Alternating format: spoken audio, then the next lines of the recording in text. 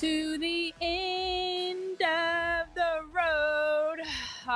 Guys, we didn't know we'd be here, but here we are. The Philadelphia Union's 2023 season has come to an end.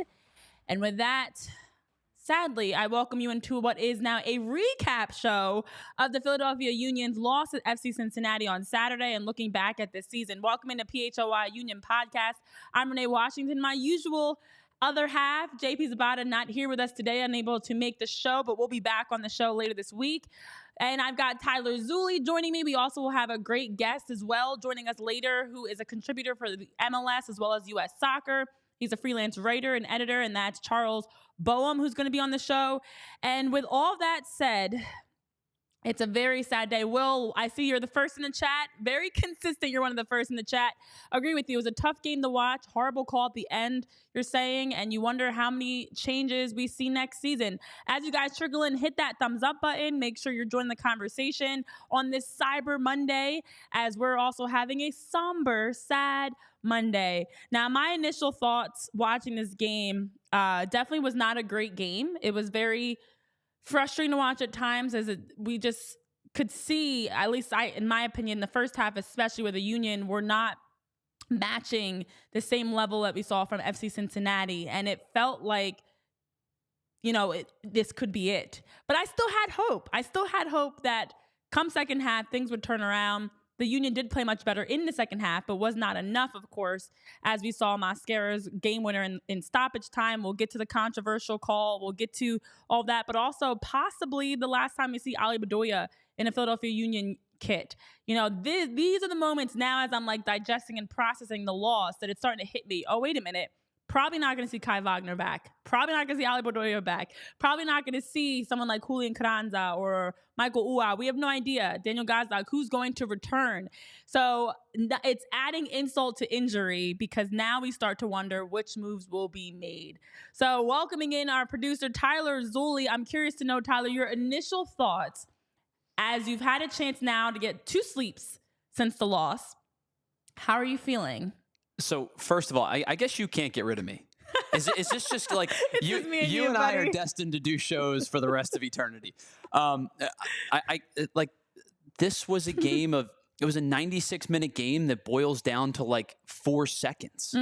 Because that's all anybody talks about, and probably rightfully so. I know we're going to digest the whole thing, but the only thing that is going to be stuck on people's minds is the no call of the offside at the end, and then 96-minute goal. It was the backbreaker, and quite frankly, I think what's going to stick with people is the relative ease at which the refs just went and VAR just went, yeah, well, we don't got enough evidence, so I guess we're just going to move on. And oh, by the way, there's the final whistle. So to me, it's one of those things, Renee, that it's just going to stick with you for a really long time. Regardless if you felt the Union were the better team or not, I think they were probably the better team in the second half. I thought the first 20 minutes of the game, FC Cincinnati dominated. And then the Union kind of swung it back to neutral. They came out in the second half, and I thought from probably 45 to about 70, they were decisively the better team and just weren't able to put the ball in the back of the net.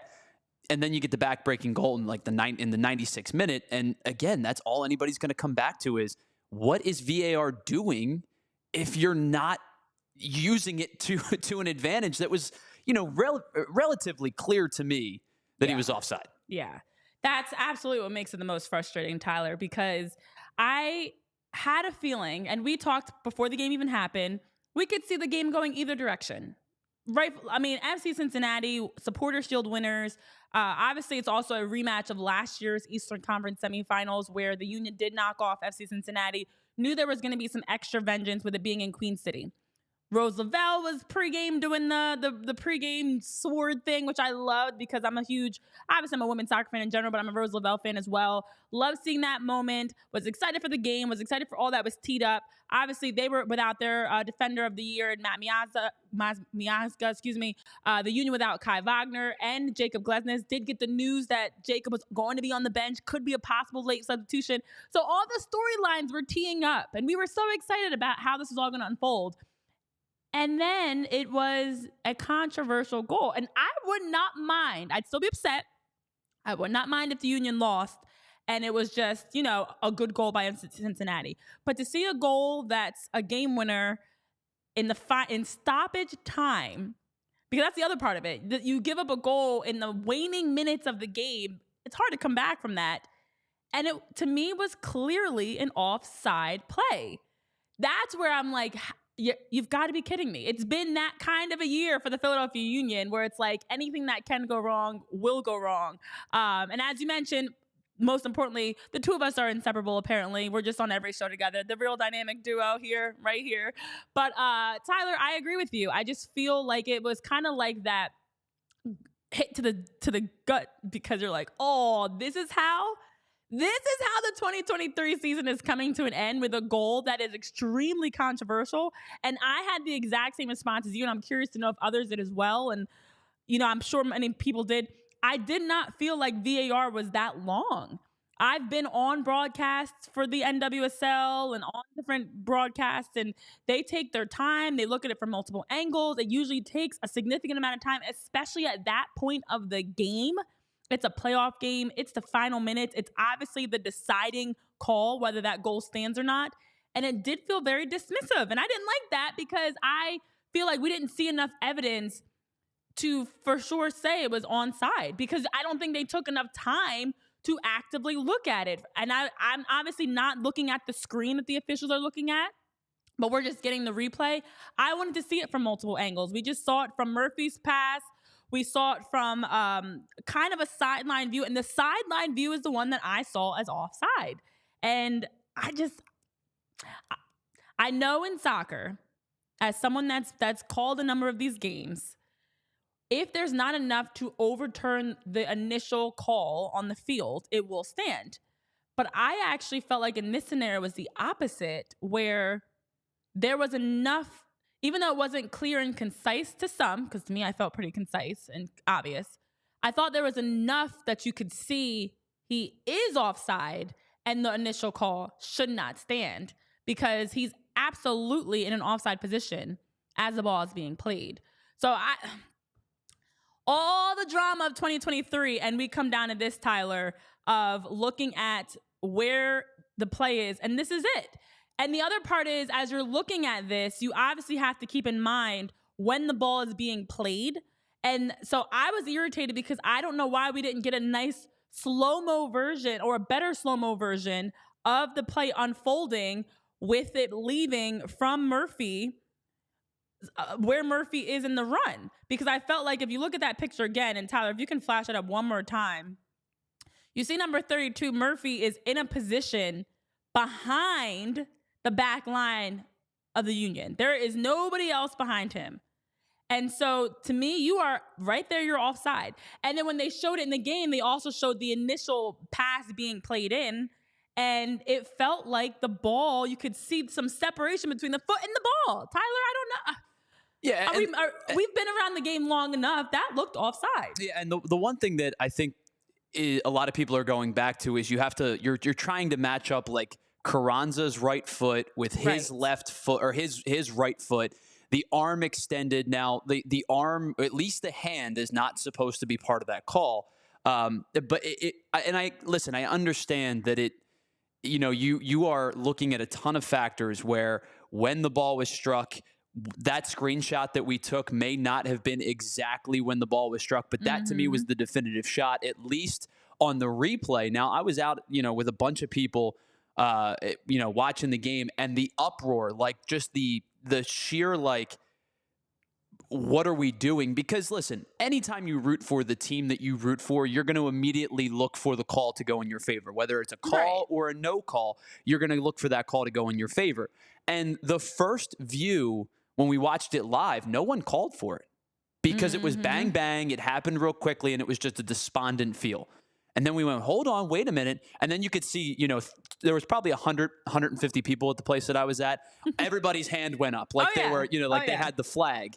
And then you watch the replay, and that's where the groans happen. And to me, what bothers me more is it's not the no call versus the call. Because if like in the NFL, it's all the same. VAR, instant replay, whatever it is, if you have indecisive evidence, you go with the call on the field. Right. What bothers me is the quick reaction to it and how quickly they said, yep, we're cool. Let's move on. That's the bothersome part to me. And that's where I'm trying to objectively watch this game, and I went into Union fandom. Yep. And that for me right there is, if you break me into that, then we've got to talk about the decision on the field. Yeah. That honestly is what had me the most upset. It felt very quick and dismissive, and it was like, this is a call that is either sending FC Cincinnati to the Eastern Conference Finals, or the Philadelphia Union possibly having a chance, if things are tied up, to at least win things in overtime. And instead, it was a quick decision to just move on. And like you said, in live action, I agree. It happened so fast because Ian Murphy had a great first touch, plays it right away, and off of that, Yerson Mascara was able to finish it in a quick 2 touches. It was like bang, bang. But off of the pass by Alvaro Barreal to Murphy, when you really slow-mo it, it's not a quick and easy decision. So the other side of it is, a lot of times you'll see VAR happening because it's a goal, it's late, and they're just reviewing it just because.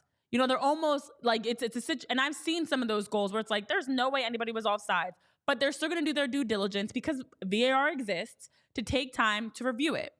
That I understand when it's a quick decision. And even those aren't quick. They still take time to look at it from every angle. And I think that's where I struggle with being on broadcasts, and you're in the conversation and you're seeing them review it from every single angle, and they're taking, 5-10 minutes to review it versus this, which was a very, very quick review. And I still don't feel like I want to see it slowed down off of Alvaro's foot. I want to see the slow down movement zoomed in on both. I want to see the run for Murphy from multiple angles, and not the angle from behind him because you can't see anything there. But it does at least allow you, if you're looking at it from different angles, that now whatever is decided on the field, you feel better about. But that's what irks me, because I don't feel like the officials took their time to do their due diligence. It seems very dismissive of, it's a goal. And there were enough camera angles to see it, to know whether or not it was onside or offside. JP in the chat, we miss you, buddy. Happy to have you back later this week. But listen, it's frustrating. Hit that thumbs up. Make sure you're joining the conversation, because we definitely have a lot more to get into about the game specifically. We will circle back. This conversation about offside or not offside is not done yet, because we've definitely got more to get into about that specifically. But listen, it is also Cyber Monday. As much as we are very upset today, it is still Cyber Monday. And with Cyber Monday, there's some great deals, including one right here at PHLY. So you can check out our Cyber Monday deal where you get 25% off the entire website. Head over to PHLYlocker.com. You get 25% off. We've got a lot of new merch that's dropped. Some Tyrese Maxey shirts, Fletcher Cox shirts. We've got some Sickos and Bleed Green. We, of course, have our Union shirt in the bottom corner. You can see for those that are watching live. For anybody watching back on our podcast platforms or listening back, you can head over to our website to see it for yourself. But PHLYlocker.com, if you spend over $75, you also get a $15 gift card. So you're saving today and you're saving for next time. And the prices are already great. Hoodies, T-shirts, all of your favorite Philly sports teams. So again, take advantage of our Cyber Monday deal that we've got, because it's still happening, guys. It's still happening through the rest of today that you can be able to take advantage. I love a good Cyber Monday deal, Tyler. I don't know about you. I'm all about it. Are you a Cyber Monday guy? See, here's the problem with Cyber Monday for me. I am the definitive last-minute shopper. So 2 years ago was the worst of the worst. So my wife and I got married in December 2 years ago. And so we got married. It was nothing but wedding stuff, right? As it happens when you get married. And then we went on our honeymoon. And so we got back, and it was like December 12th, 13th or something like that. Okay. And I looked at her and I went, You know what I just realized?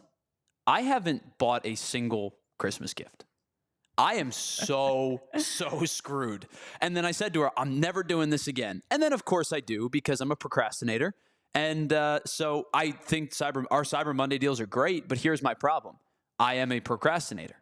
So I'm going to be the guy who's I have to go in store because it's too late to ship, and I'm that guy. That's my problem. Don't be that guy, guys. Don't be that guy. Don't wait until the last minute. Although sometimes I usually wait until like a week or so before, and then I'm doing like expedited shipping, or because I don't like going to the store. See, that's the thing. I'm not paying for that. That's not happening. I'd rather pay extra for the expedited shipping than going to the store, because if I go in the store, I'm buying extra. So I'm like, either I'm going to pay extra for the expedited shipping, or I'm going to go in the store and I'm going to pick up about 5 or 6 other things I don't actually need that I'm going to justify that I need. So I'd rather sacrifice and pay for the expedited shipping. But now I'm trying to be better. There is a Cyber Monday deal. Of course, there are also other deals you can take advantage of, like FOCO, for example. Our partners there, they've got some great merchandise for you as well. And over at FOCO, they've got all your favorite teams, sports, bobbleheads, collectibles, apparel. They've got hats, sunglasses. So head over to FOCO, use the code PHLY10 to get 10% off of your purchase. It is on the bottom of your screen over here. It is also, again, for those listening, PHLY10 at FOCO. Gets you 10% off so you can go rep your favorite players, teams, and that way you can make sure that you can, rock out and have your favorite merchandise that you're wearing when you head over to the field, the ballpark, and wherever else you're watching. So that's over at FOCO. Now, let's not be last-minute procrastinators. Let's make sure that we are shopping early this year. And I have a feeling we're going to see some early shopping for the Union as well. We're not getting into that yet, but this offseason, we will have plenty of PHLY Union conversation, and we will have a chance to dive into all of the off-season moves, discussions, because I'm sure there's going to be a lot. So there will probably be some shopping going on this off-season for the Union as well. And that makes me nervous and excited and very much nervous at the same time. All right. Well, listen, plenty to unpack from this past Saturday's loss, and it definitely was frustrating. Some positives that we had, a lot of negatives, though, unfortunately, especially the biggest negative, that blunder in terms of the controversial goal. But now also it makes you think, is this the last time we're going to see blank in a Union jersey? And fill in the blank with whatever name you want, because it makes me nervous. It could be almost anybody. But we do have a great guest joining us today, Charles Boehm, who is a freelance writer and editor.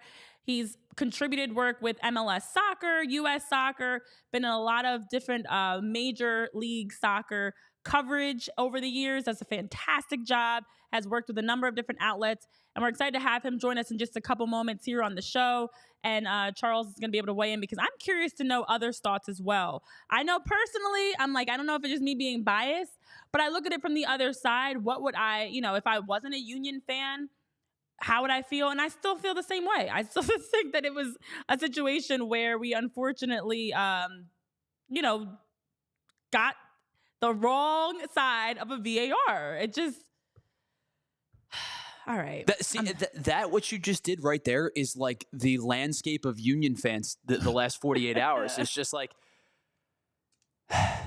because quite frankly, I know that this is going to sound harsh, Renee, but like at this point, with the way that the season unfolded, and you end up as the 4 seed because of a string of 2 months straight of, 8 consecutive draws or whatever it was, and then a couple of losses that you look back on and wish you could have back, you end up as the 4 seed, and people are wondering, is this team not as good as they were in years past? And then they go and they take care of business against the Revs, and they do what they need to do, and you draw FC Cincinnati, which is an ugly draw for you no matter where you play, because they match up well with you. And this was the game that we expected, right? It was the knockdown, drag out, back and forth, low scoring. I think you guys had 2-1. Yes. You did say 1-0, Tyler. I'm not taking credit for that. I don't even want. I wish I was wrong. I wish you were wrong too. I wish I was wrong. I don't want to take credit for that. But it was exactly the game that we expected. But to me, it almost feels like it was one of those games where it felt avoidable. Like, would you have rather had gone to Columbus or Orlando as opposed to go to Cincinnati? Almost assuredly, right? So, I look back at all of those things collectively, and now I'm sitting here left scratching my head, and all of the rumors that are happening, and like you talked about, it could be literally anybody that is on the move in the this offseason. And I look back on it, and the gut feeling for me is this was a wasted opportunity. Yeah. Or I shouldn't say an opportunity, a wasted. Is an entire year where you play 50 plus games a wasted season? I don't know. I'm gonna say maybe missed opportunity. Let's see if we can bring Charles in here. Hopefully everything is working. Sometimes technology is not kind to us. Charles is in a dark screen. I don't know if maybe Charles, your camera is blocked or not on, but I think I can hear you at least. Am I coming through on the mic at least? I can hear you, yes, but unfortunately, is your camera covered with something possibly? No, I don't know. I don't know what's up. I'm using a. Make sure your camera's on in the bottom. If I'm troubleshooting as we go. Yeah, I know. Sorry, guys. I've made all the permissions. I've done all the this, that, and the other. So bear with me. Trying to check every little last detail here. Yes. Well, while you're doing that, I'm gonna fill you in, Charles, because at least for our podcast listeners, they don't know any different. They can still hear your great voice. Welcome, Charles. I know in the bottom there's usually a button to turn the camera on and off, just like there's the mute button, similar to kind of Zoom. So hopefully you're able to finagle that and play around with that. I like the fact that if I had to choose that we can at least hear you and we don't see you, that's better than us not hearing you and being able to see you, I guess. So it's like you're calling in. We're basically becoming a radio show, essentially. But while we troubleshoot that and see if we can get that working, for those that are tuning in, I know Dominic's in the chat as well. 3 semifinal losses in one season has been rough. Yes. Oh, it's been a semifinal drought or frustrating time in Philly.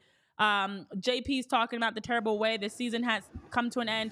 So on the show, we've been saying we feel robbed a little bit. For the Union specifically, as a Union fan, anybody watching, it feels like this already controversial season, controversial end of the regular season, everything with Kai, everything with Ali, to add insult to injury after beating the Revs and taking that series in 2, the Union go into FC Cincinnati, and in Queen City, a back and forth game, so ups and downs, and then a controversial goal that ends up being the difference. So, Charles, while you are finagling, and I know our production team's also going to probably shoot you a message to see if we can fix it, what are your initial thoughts on Saturday's game between the Union and FC Cincinnati as an unbiased party? Yeah, so I do have a lot of empathy for Union fans who feel hard done by, because we've gone around and around about the offside decision. I think that you're just within the margin for error here. I'm sure a lot of fans, maybe you guys noticed, there's an account that does something called photogrammetry. The account is on Twitter is @offsidemodeling, and they created they did their best to create as accurate down to the inches estimation of whether Murphy was offside on the game-winning goal, and as far as they can tell, they think he was offsides by about 2 inches. Actually, a little less than 3 inches. 2 inches, 2 and 15/16 inches, with up against Julian Carranza on that play. So, yeah, I mean, so for one thing, I would say you have to the AR, the assistant referee on that side, under the VAR system, they are instructed to keep their flag down in that situation, because it's that tight, it's that close to being on, that they are supposed to let the play continue and then let the VAR crew sort it out afterwards. So I understand why they kept the flag down. Then when you look at into the review, I think they just, we were told that they had an angle more definitive than what we had on the broadcast that showed that he was onside, or that there was too much doubt for it to be clear and obvious error. Unfortunately, the Apple broadcast did not show that, so I was a little frustrated with that. I know a lot of fans were, even from a neutral perspective, if there's a definitive angle out there that the crew is able to see, it would be great to show that to the broadcast, right? So everyone can at least know. Yeah. You may not agree with it, but this was the decision that was made. So that's frustrating. I wish we had more cameras. I think we're still in the first year of this Apple TV partnership. one of the big selling points of that long-term partnership was that Apple was going to be giving the full Apple treatment, right? The full immersive treatment to the games. And so I have a feeling that maybe there's some camera angles out there that we didn't see, or that maybe just haven't been fully installed in the first year of the deal, that maybe we'll get a more definitive angle in that situation. All that being said, as much empathy as I have for fans in Philly who feel like they got hard done by, the defending on the play was very ununion, right? So Carranza, in the first place, you have your striker keeping the key player onside. You have a number of players ball watching in the box. You have a really disorganized approach to marking. You don't have a clear back line set. I mean, there's not an organized set of box set piece defending happening there, not just on the initial delivery into the box, but then also the second ball that Murphy heads down for Mosquera to finish for the game winner. To me, that was uncharacteristic.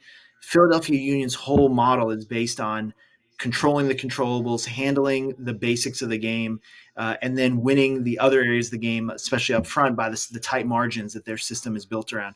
So for me, this was a very uncharacteristic error, which I'm sure doesn't make anyone feel better up in Philly, right? But the reality is they really let themselves down, and they left themselves exposed to the vagaries of VAR and really tight offside decision. I mean, if you can really say you're certain that you did everything you could control, I would disagree with that, because, it's a 3-inch call, but you didn't defend well on the play. And that, I think, has to be the biggest disappointment for the players and the coaches. And that is the part, Charles, I completely agree with, because I always say, especially as someone that's been in plenty of games that have come down to the wire and it's a questionable call that either goes in your favor or doesn't go in your favor, that you don't want to even let it get to that point. You as a player, and for Jim Curtin all the way through, for the Union specifically, you shouldn't even let it get to the point where you have the ability to blame it on the officials and have the ability to say, we think he was offside. There were chances on both sides earlier throughout the game that could have been goals, should have been goals. Don't even let it get to that point that now it comes down to a controversial play in the final minutes of play, and in stoppage time, no less. And I know Dominic in the chat is saying similar to what we've talked about. Dominic feels like it wasn't clear and obvious, so you're fine with the result as a goal. You can't lose marks in the box, similar to what you're talking about, Charles, and Ua has to finish one of those 2 chances in the first half. When you really take a step back, for as frustrating as that series was, it just shouldn't even have gotten there. And I watched it too, and I thought, when I'm looking back at the replay, because I was like, how is Murphy so open? How is Mosquera so open? When you look back, as you're mentioning, Charles, it's a lot of standing around. Julian Carranza is the one that's the furthest back defender. Daniel Gazak's in the mix. For the Union defensive as a whole, that was not a good play. Nobody's marked up. Mosquera was also wide open in a position where he was able to, in 2 touches to finish. He didn't have, when I look at like the Columbus Crew game, for example, where it was like the goal that the first goal Columbus scored is a ball jumping across the box that everybody's just running and it just deflects and bounces in. It wasn't that type of a goal. He actually had time to settle and finish in the box on the 6. So while it's very annoying that goal was not, that the initial play for Murphy was not called offside, the marking was bad. Shouldn't even have gotten to that point. What even led to that play happening, the set piece, everything that happened beforehand shouldn't have happened. And so can't play the blame game, essentially, because at the end of the day, the Union should have taken care of business. So with that part, Charles, I do agree with you, but it is still frustrating when you say over 2 inches margin that Murphy was in an offside position, because I definitely think he was offside. But can you hear me? I switched over. Hopefully you guys can see my ugly mug on the broadcast now. If you can bring that in, I've switched devices, so maybe this helps. Hopefully it doesn't.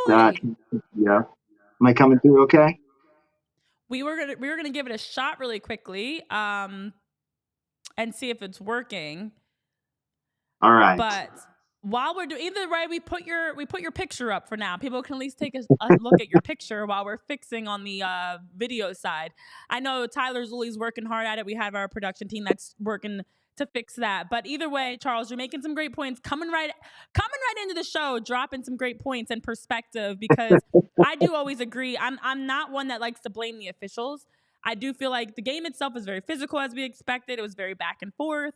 Both teams had chances, but UA definitely jumps out. There we are. Hello there, buddy. Nice to see you. I know it's always a super tight shot on these. Like zooms in. That's okay. There you go. Slide to the left. Slide to the right. Thank you for sticking this out and making it work. It's a pleasure having you on the show. Now I feel like I can officially welcome you guys. Here he is, Charles Boehm, dear friend of mine. We go back years now. I'm so glad we were able to make this happen. Yes, thank you for having me. And listen, I wish I have to stay neutral with my national outlook, but I've really developed a fondness for the Union fan base and the project that is, the modern Union.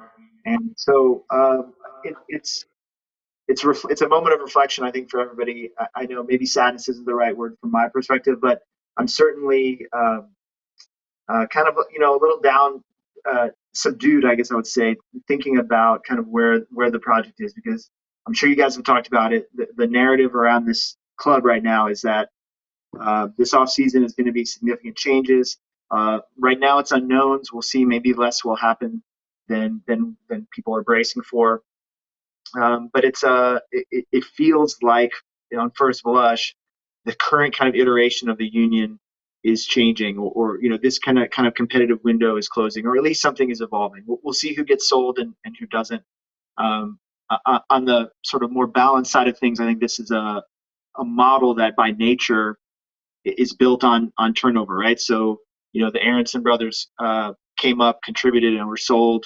Mark McKenzie, Austin Trusty, players like that, they contributed and moved on, and that is a reality of the business. When you look around the world, all but the very biggest clubs in the world are selling players on, are making tough decisions. So I think it's a fascinating offseason ahead. I was really taken aback, I think, by the strength of Jim Curtin's words in his post-game press conference, really going to bat for Ale Bedoya.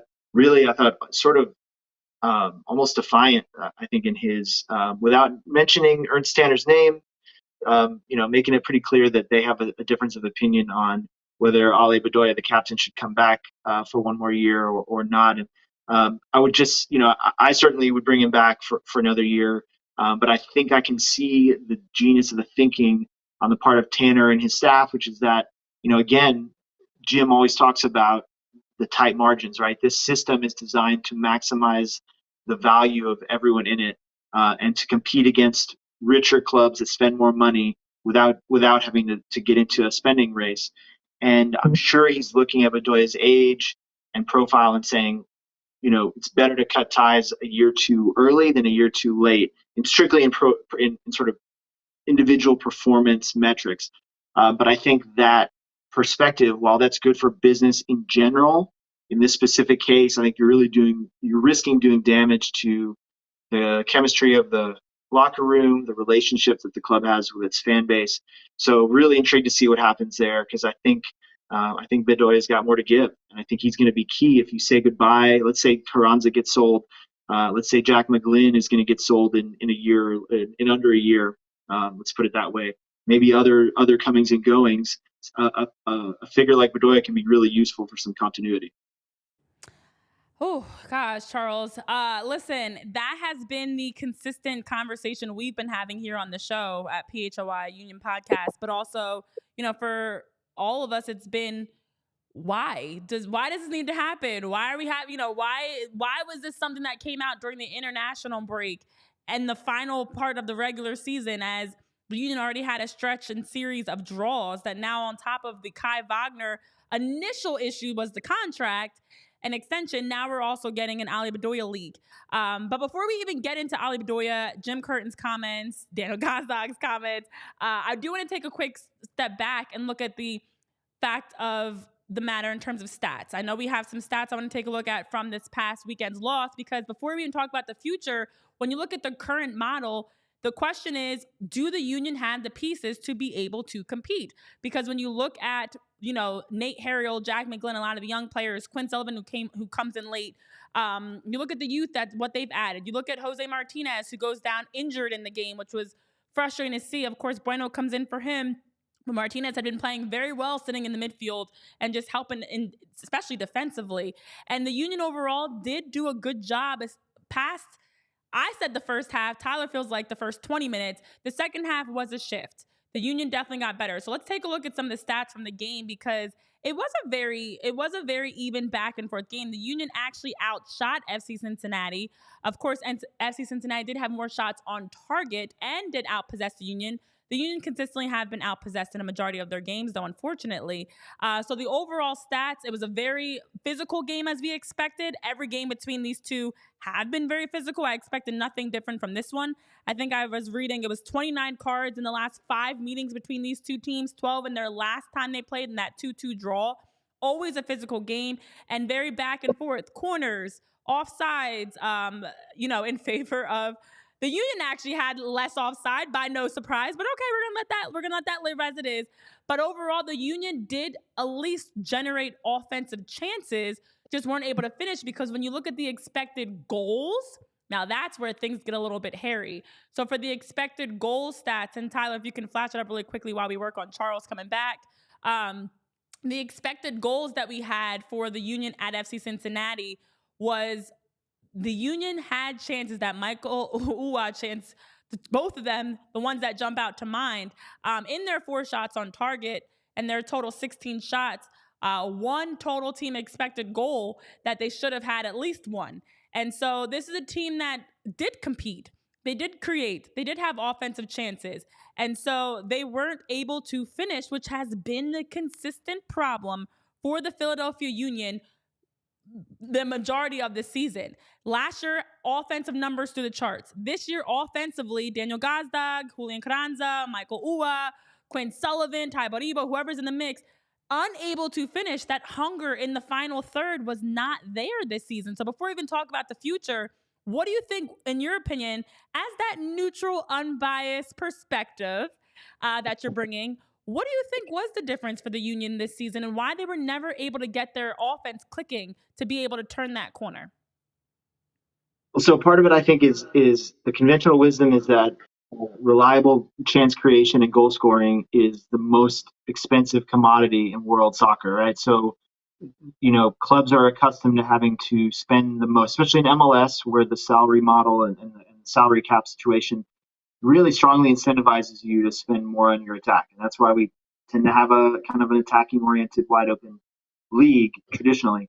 And so when you're the Union, or a club like the Union that wants to ball on a budget, you have to find a way to build value. And I think that's certainly part of why the identity of this team has become so defensive oriented, right? Because you can find value, you can do this sort of, we'll call it Philly Moneyball thing in that sense, more consistently and more easily in your defensive third and in the midfield, and control, right? I mean, the whole system, the formation, everything about the tactics is based on trying to control matches in a way that keeps them tight, that keeps matches from spinning kind of out into the track meets, and so they've done really well. I think they sort of financed their own attacking upgrades over the last few years. The sales of the players we talked about before have helped pay for the investment in UA, and then Julian Carranza and Gazdag as well. And Carranza was an incredible pickup. I mean, they really just exploited Miami's chaos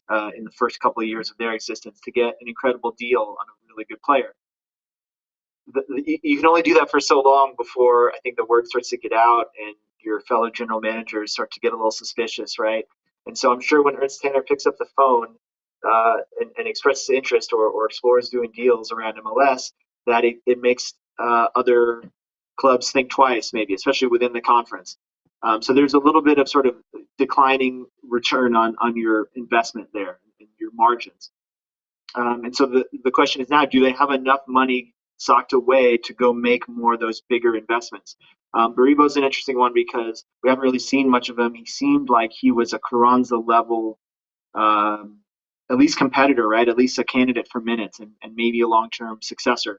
So, it's when do you sell, right? And they need, I don't expect that there's going to be any kind of angel investor coming online to join Jay Sugarman in the ownership group anytime soon. So you've got to pay for the next big buy, if there is one, with a good price for Carranza. So that means, and then you get into the vagaries of the windows and the international, more dynamic, active market and a better chance of a big sale in the summer window. So then you're looking at, okay, starting the season with one of your best attackers, maybe arguably your go-to striker, with the meter running a little bit, and having to know that you're going to have to make a shift in midseason, or maybe you go out and find a way to do the deal this winter, and then all the psychological stuff that plays into players' heads and the squad's heads, all that stuff going on. I mean, I'm really intrigued to see what the pipeline looks like. I mean, we've talked, and I've written a lot and praised a lot the Philly Academy model, but we're seeing a little bit less, I think, of the pipeline volume in the last year or two. So is Quinn Sullivan ready to make the big step up? Right? Is he going to play up front? We've seen him mostly in attacking roles. Maybe he plays deeper as he becomes a regular starter. And then, of course, the Olympics too. I mean, I'm intrigued by Jack McGlynn. I think he was really an X factor with this team over the last year or so. He was a player who brought something different. And I know we're talking about the attack specifically, but he brought a different passing vision and an incredible range of distribution that was unlike almost anyone else on the roster. So he could be gone as soon as this winter. They could hang on to him until the Olympics to try and see if he makes the Olympic squad and plays a big role at the Paris Summer Games next summer. And then, but I mean, I think the clock's always ticking on that kid because he's special. You want to get the maximum return on your investment by selling when he's still young. And so then how do you replace that? Then do you go back to sort of more limited type of passing profiles? Leon Falk, for example, is a really useful player, but he just doesn't bring the range of passing that McGlynn does. And then do you start to talk about more fundamental conversations? Do you have to change the formation? Do you have to readjust some of the fundamentals to open things up, to create more chances and to finish with more efficiency? But that's what it all comes down to. This whole conversation revolves on efficiency. How can you get the most out of what you have, the most goals out of the chances you create? And that's just going to be, I think, an ongoing challenge unless fundamentals change for the Union. Man, so many things, so many factors to weigh into this. You talk about Jack McGlynn and his passing ability. We do have when you look at some of the passing numbers from this past Saturday, Tyler, I believe you have those numbers as well for the passing numbers. Jack McGlynn is a big reason why the Union have at times been able to, get into the attack. Jose Martinez, another big part of that. Looking at their overall passing percentage, 81.5 attacking half percentage. The Union in the final third as well did a good job with that. Crossing percentage, 16.7% of their crosses that are connecting. So they're in the attacking third, final third, connecting, but it just is not that next level execution that we're seeing an efficient type of an attack. So they're connecting their passes as they're progressing up the field, but it's never really dangerous enough when you look at this season as a whole. And I was looking at the Columbus Crew Orlando City game thinking, gosh, I wish that the Union's offense, and I know Travman in the chat is saying the front three was terrible for the Union. I wish the Union's offense as a whole was able to hold balls and sustain possession in their attacking third, that they're trying it the first time. If it doesn't work, you're recycling, you're working the ball back through, and you're just keeping it. And you saw that. Columbus was doing that, and the Crew consistently, were able to sustain possession in their attacking third and just making Orlando chase. They were unbalancing them. It was a mixture of some small range passes, and there were they were stretching the back line, and Orlando's only real chances were in transition. Now, they had some great transition chances, but their only real chances were in transition or set pieces. I love that sophistication level for the Union of their middies. They're getting their outside backs forward, and Mbaizo, Harriel, whoever's out there, they're just running waves of attack at their opponents. And against SC Cincinnati, you still did not see that. The front, it was very disconnected. It was very reactive at times, and they weren't getting numbers in the box. They weren't getting players into dangerous positions where you can unbalance FC Cincinnati the same way Cincy did against the Union on that game-winning goal played. So it's definitely an area that needs to be improved, but it all goes back to the initial conversation that we continue to have around the Union. Is there so much focus on the homegrowns that the team is continuously underpaying, which is not allowing them to be able to compete and take that next step. Because when you look at their salary, we talked about in the show, Charles, before, and I know you've seen the numbers, I'm sure, the Union are significantly cheaper when it comes to salaries for players compared to other teams. And also their highest players, someone like Uwa, is not performing well. So this homegrown system with the Aronson brothers and different players over the years has worked. But there has to be more than just relying on these 19, 20-year-old guys to come through the pipeline and be able to step into the MLS and help you win the MLS Cup. So all this to say, who do you think, well, let's backtrack. Let's talk with Ali Bedoya first. Do you think, because there's a lot here, Ali Bedoya, these are our final days of seeing Ali Bedoya. I know obviously the contract discussion came out. They had that quick, brief conversation with Ali saying he's not going to be back next year.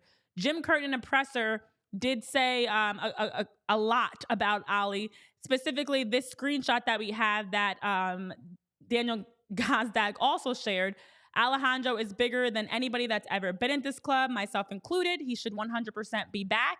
Anywhere in the world, the head coach would have a say with what happens with his captain. Daniel Gazdag did take a nice picture of this and post on his story and said, we need him back, no questions, tagging Ali. Jacob Glesnes also was sharing the same post as well that came out of transfermarket.us, because Ali Bedoya, although in the later part of his career, he passed 200 games played and everything, he's obviously in the later part of his career, has been such a big part of this team. And to build for the future, do you think that it makes sense to bring Ali back for maybe one more year, or to just let him walk if you're the Union? Yeah, and again, I think you have to look at the intangibles here.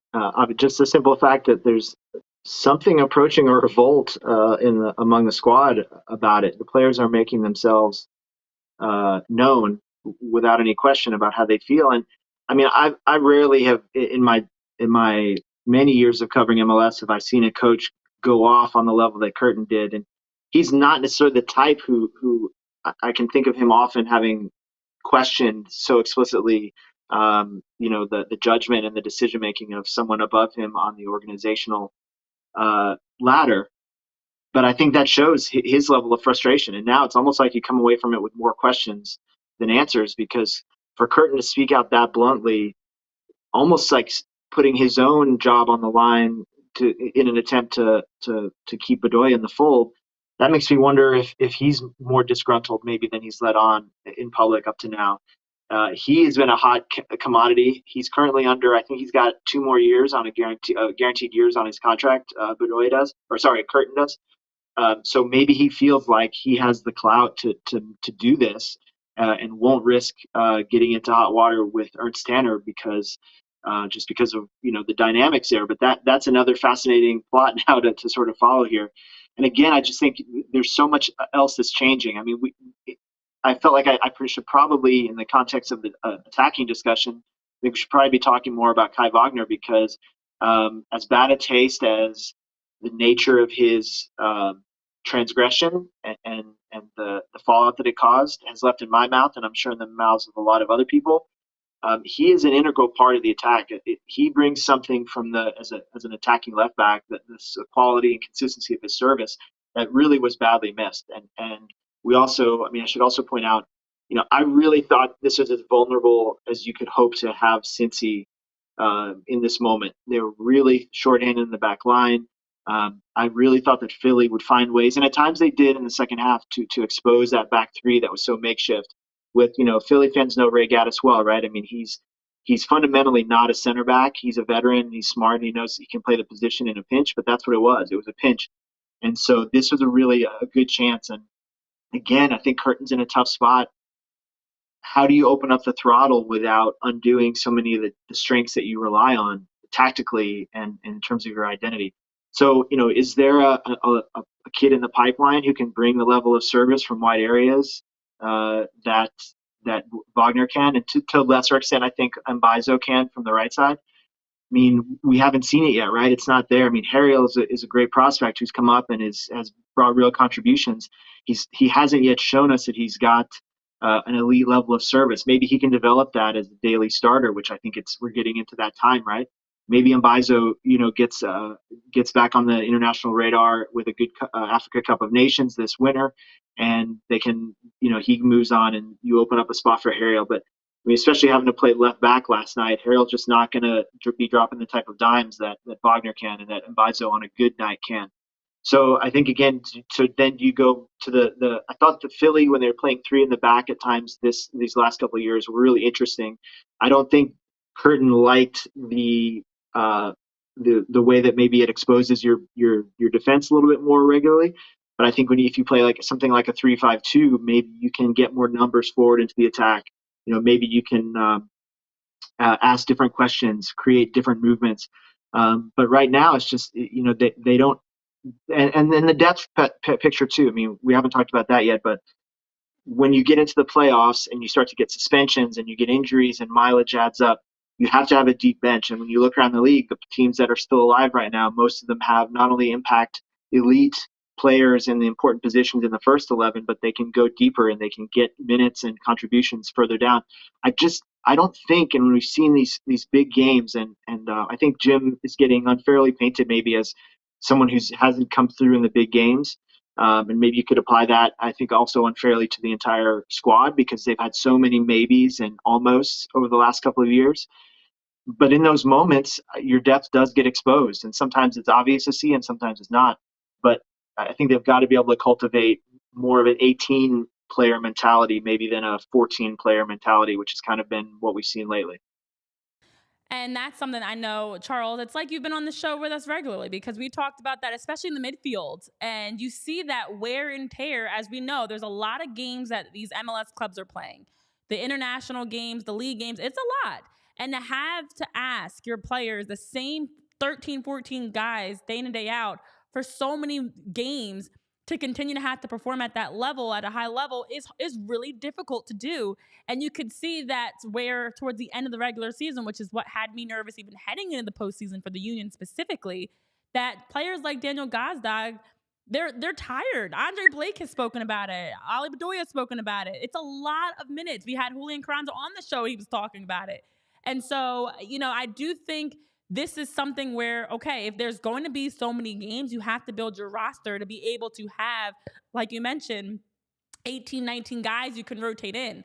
Jose Martinez goes down and it's like, whoa, who do you put in next? Bueno's been playing all right. Obviously, you talked about Flock earlier, but the midfield as a whole had no depth for the Union specifically. And even for the forward line, they just didn't have enough options that you could consistently rely on. If Julian Carranza is not in the game or Gazdag's not playing well, who's next to score? So I know in the chat, Dominic, you're talking about it's definitely hard to create chances without Wagner on the field. Absolutely agree with you on that. Harriel doesn't have the skill set yet. You can see he's working through. He does add a little more in terms of being on the other end of set pieces, but he's not dropping great services into goal-scoring areas like Kai Wagner's doing. And Travman's also talking about the strikers and very frustrated with the strikers as well. Listen, I'm not a big fan of the three-back, but I do like that the three-back with how Damian Lowe's been playing much better. Lowe, Elliott, you get Glesnes back there. Of course, got to keep him healthy to do that. The three-back would have given them a different look. And I do hope this offseason, as you talk about that multi-year contract extension Jim Curtin signed back in July that extends him through 2026, I hope he continues to be vocal about needing some changes, needing to do something to mix it up because the Union don't have it. It's just not there. The pieces aren't there. The depth isn't there. But also just when you look at the playoffs, creating, scoring, it's not there. And their defense held up a lot of pressure this season. And the team as a whole was under a lot of pressure this season with all that happened off the pitch and on the pitch. So I'm hopeful and thinking that we're going to see an offseason that allows them to bring in some better players. I know Travman saying in the chat, the youth were actually the best players in the field lately. I actually agree. A lot of those young players, Jack, Nate, they were the sparks. Donovan with the game winner, they were the sparks. But you also need to have those veterans that can help balance that out, that are going to give you strong 90-minute performances or whatever role they play. So a lot that needs to be changed, Charles. As we're wrapping up with you on the show here, obviously now with the Union knocked out of the MLS Cup playoffs, now we've got Cincinnati and Columbus facing off this Saturday and also LAFC Houston Dynamo facing off. What are your overall thoughts on the playoff format, the league, the Apple TV deal, everything that we've seen thus far for the 2023 season? It's been a lot of changes. We've seen a lot of international breaks and a lot that's really gone on. What have been your overall thoughts on the season's format as a whole in terms of scheduling, production, VAR, everything when you take a step back and look at it all?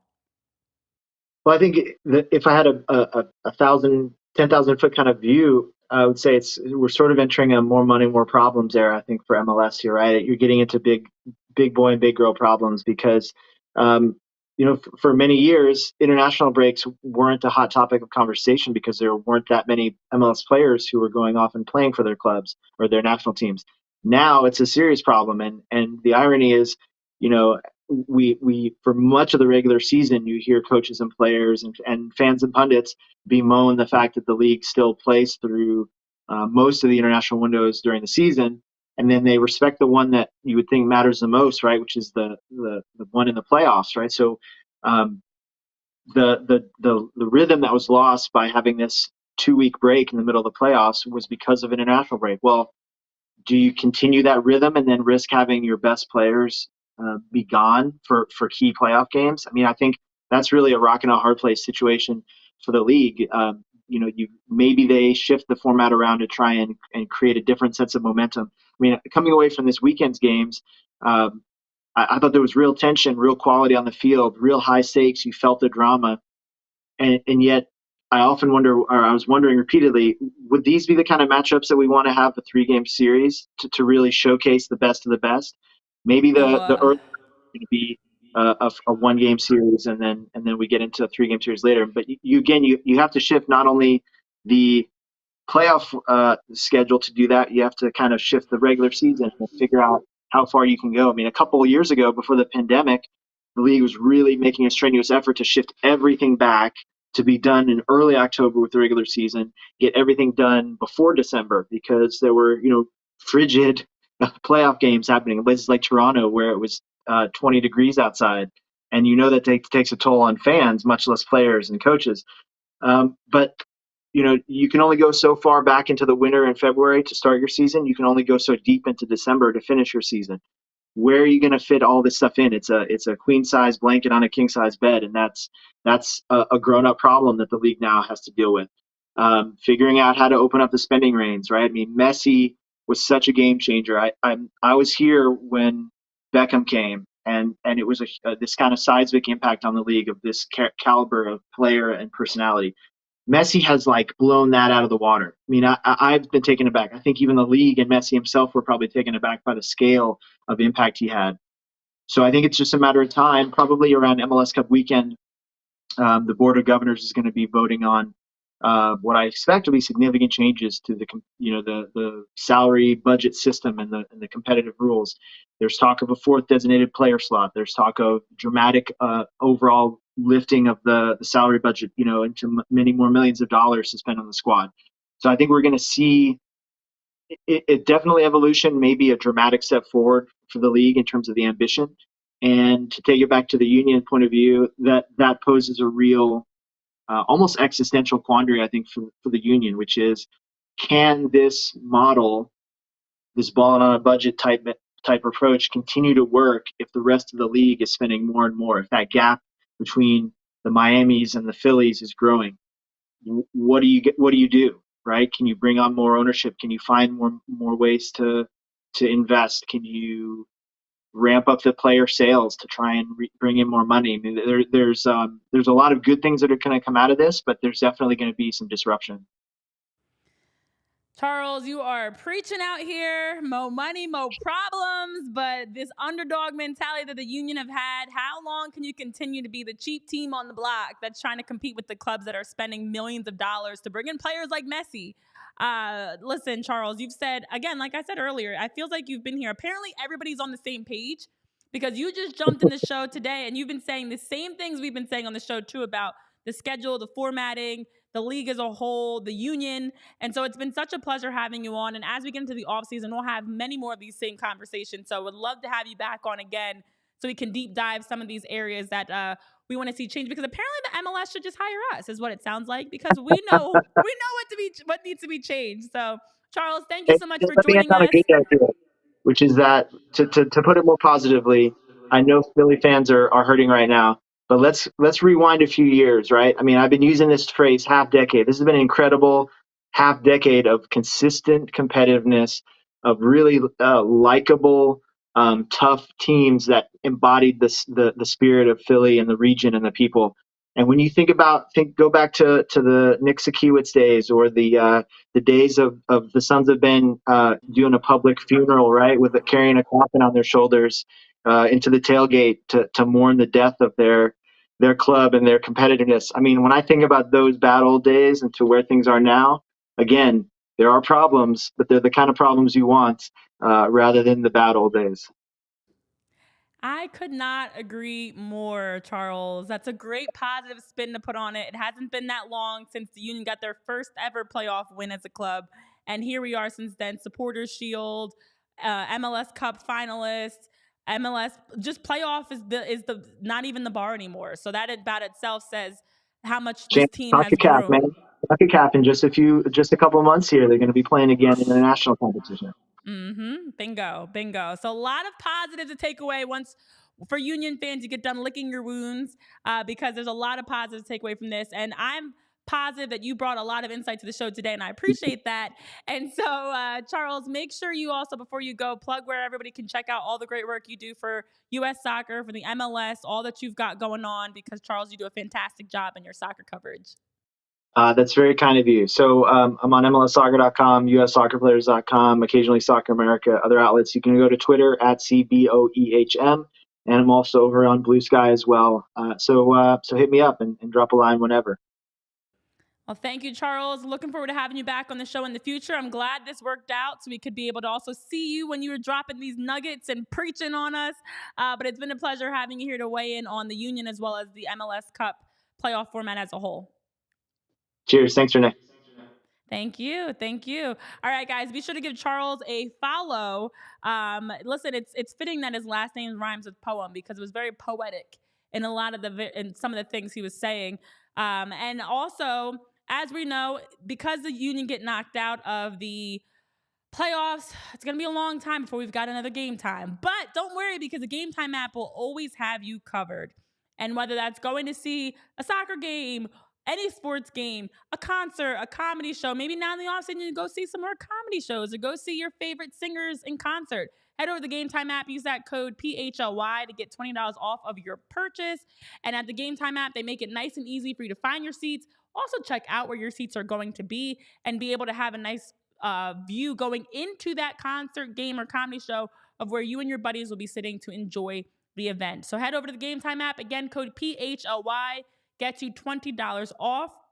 And also, while we're talking about all the excitement of the postseason, the Union could have used a hero. And you know where you could use a hero? Over at Hero Bread. So at Hero Bread, you have a chance to eat healthy, delicious options. Hero Bread provides you with high fiber, low net carbs, 0 gram sugar per slice, rolls, bread, tortillas, buns, all types of different options that fit whatever your lifestyle needs are. If you've got allergies, if you're on a diet, whatever your lifestyle needs are, Hero has it for you. So over at hero.co, you can be able to purchase some great bread options. You can eat some delicious fluffy bread that's also nutritious and healthy for you. So this holiday season, you can eat right and eat healthy with Hero Bread. Again, over at hero.co, use code PHLY to get 10% off. Now, Charles Boehm just joined us, freelance writer and editor for MLS and as well as U.S. Soccer, with some great nuggets, a lot to unpack. This hour just flew by, and thank you guys for tuning in live, and for those that are tuned in on podcast platforms afterwards. And on our show on Thursday, we will also do another deep dive into the game. There's a lot to unpack as we recap the season, as we recap the game, and just looking ahead towards the future for the Union. Now, Tyler, before we wrap up, I know Charles said some really great things about the positive spin. Bedoya was on the show with us earlier this fall and was saying how he remembers the first ever Philadelphia Union playoff game. The first time they won in the playoffs. They also have only had one ever road playoff victory, and that was against the Revs. And that just happened this past in the first round of the playoffs. So they're still making postseason history. Obviously, last year's run to the MLS Cup was historic in itself. But overall, are you feeling better about the state of the Union, given these bigger picture types of perspective thoughts? Well, I think I am, compared to where they were, like you said, 6, 7, 8 years ago. Of course you are. Like, you're talking about a team that was basically left for dead, and they have had nothing but success. And you could say they've not gotten to the ultimate goal, and it's very difficult to win a championship in any sport. But the overall success of this team over the last 5 seasons, I mean, you talk about CONCACAF appearances, an MLS Cup Finals, a Supporter Shield, big playoff wins after what was just like heartbreaking loss after heartbreaking loss, right? They win the Supporter Shield, they lose to New England. The next year, they get to the Eastern Conference Finals. They have the unfortunate, COVID outbreak. The following year, they finally get over the hump and they get to the MLS Cup. You lose in the MLS Cup. But all of these things that we just mentioned, all of those heartbreaking fashion losses, and you can include Saturday night as one of them, I think you would take over being the current Colorado Rapids, who are a disgrace. You would take over being the Chicago Fire of 2-3 years ago. You would take over being some of these clubs that are in disarray right now to be one of the most consistent teams in the MLS over the last couple of seasons. Very, very true. And bigger picture, not only did they lose with a goal that happened in stoppage time, it took up until the final minutes for somebody to finally score. You lost to FC Cincinnati, the top seed, the Supporter Shield, but also the team that not only has the Defensive Player of the Year in Matt Miazga and the Coach of the Year in Pat Noonan, but also the MVP, because as of just a couple hours ago, Luciano Acosta was named MLS MVP for the 2023 season, received over 60% of the votes amongst player, media, and technical staff to be named MVP. So when you look at it that way, you are losing to a team that is the favorite. If there is a favorite, it would, of course, on paper be FC Cincinnati. And it was a hard-fought game. A lot of back and forth.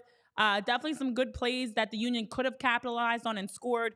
But it does make me wish that this was a best-of-3 series. And I said this, it's weird to have a wild card round, a best-of-3 series, and then go to single-game elimination when it, in reality, should be reversed, in my opinion.